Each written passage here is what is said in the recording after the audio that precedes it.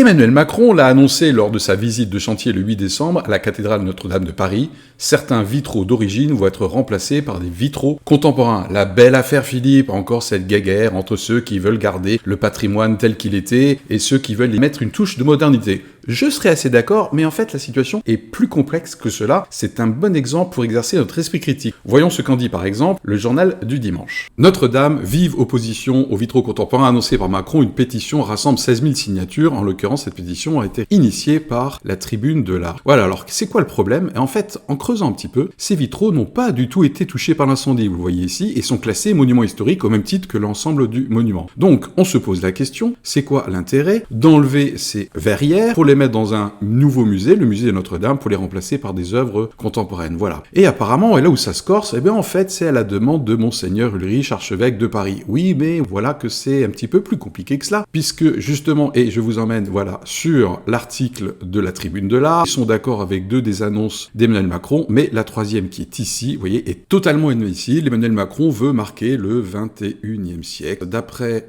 une journaliste de Libération, c'est Emmanuel Macron qui a lui-même demandé de lui écrire une lettre pour que lui puisse dire « Ok, on change les vitraux ».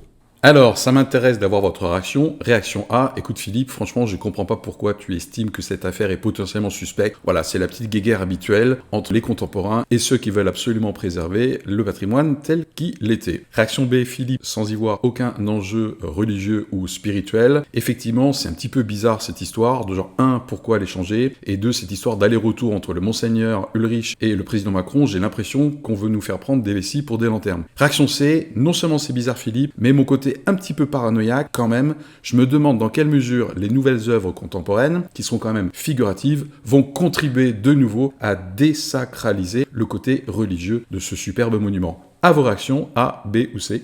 À plus.